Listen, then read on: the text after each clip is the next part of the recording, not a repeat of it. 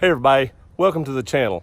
Today we're going to be talking about the top 5 mods that you should do first to your Tundra whenever you get it.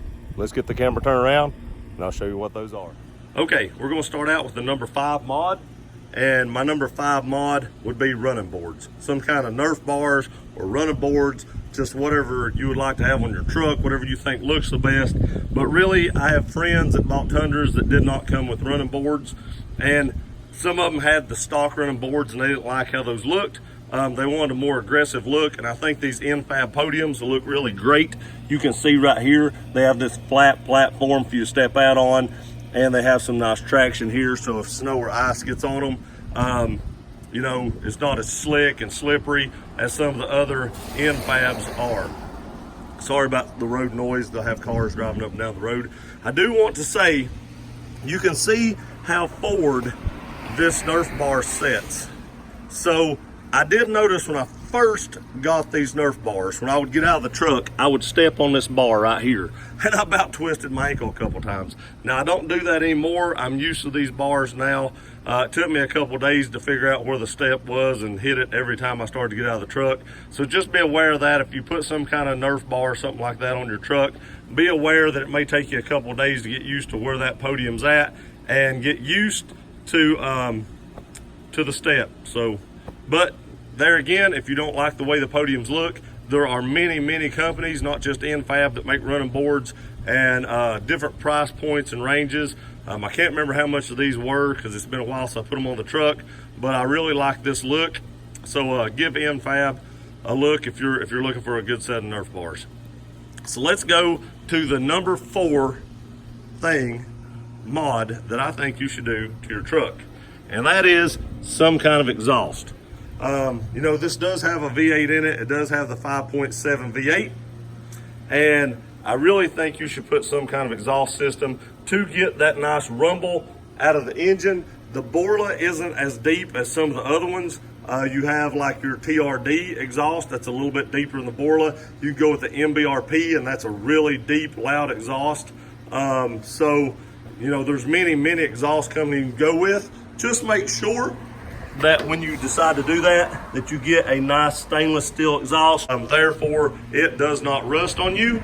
You want to get a quality exhaust that is stainless steel, so you don't have to worry about replacing that anytime in the future. All right, my number 3 mod will be a spray in bed liner. To me, this is a must on my trucks. You can see my bed cover's up. I've got some water in it. I did that so y'all can see the bed liner or the spray-in liner even better, but it does leak a little bit, the bed cover. But I like how this looks. I like how they put the Tundra up there in the front. I think that came out very well, but you know, this really protects your bed. Now you can use the plastic liners and put in them, and that's totally fine if that's what you want to do. But from my experience, those will trap dirt and debris up underneath them, and they'll move as you drive, and that will actually cause your bed to get scratched and can cause rust to form on your bed. Now, it probably won't scratch it as bad as not putting any liner in it. So a plastic liner is much better than nothing. But if you really want to protect your bed, do a nice spray-in liner like this Line-X liner. That brings us to the number 2 mod.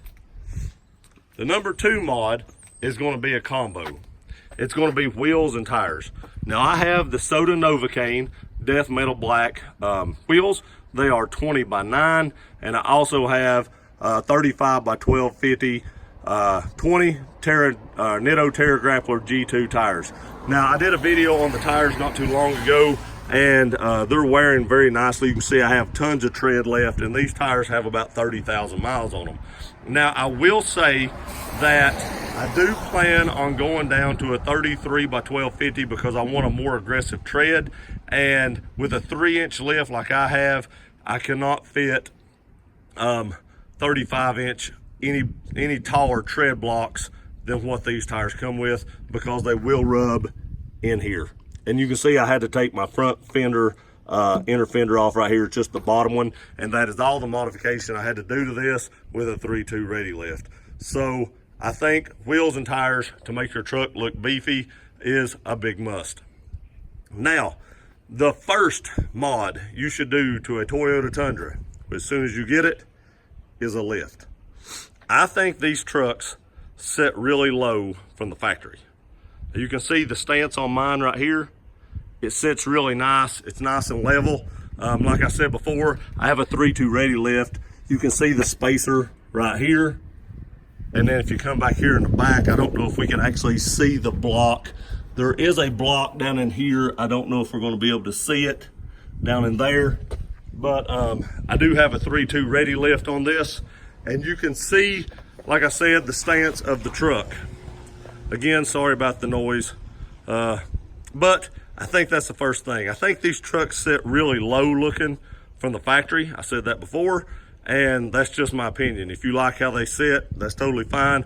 But in my opinion, the very first mod you should do to a Tundra to make it look like a big beefy truck is lift that thing. Now you can do many different mods. You don't have to do the 3.2 ready lift. You can do a full suspension lift. Now that will cost you a lot more money. It'll cost you a lot more money to do that suspension lift, but you know, your ride quality is probably going to be a little better with a suspension lift than it will be with just the level kit like I have. All right, I'm going to throw in one more bonus mod, and that is going to be the intake. So let's pop the hood and I'll show you that. Okay, as you can see here, mine is really dirty, but I have the S&B intake. I have the plug out of it right now because it's below 70 degrees. If it's above 70 degrees, they give you a plug to put in here. But with that plug out, this intake is very loud and I love that noise. It really makes this V8 have a really deep tone, and it makes your exhaust have a little bit deeper tone as well. So if I was going to put a number 6 mod on this list, I would put an intake just simply because of the noise, but it is a close tie with the Heritage grill. I love the Heritage grill. I think it really sets the truck off. That would be a really close 7th, but if I was going to pick a 6th, I would go with the intake. I actually did the intake before I did the grill, so I have to put that ahead of it. So as a bonus, number 6 would be an intake. So that's my top 5 with a bonus of what mods you should do first to your Toyota Tundra right after you get it.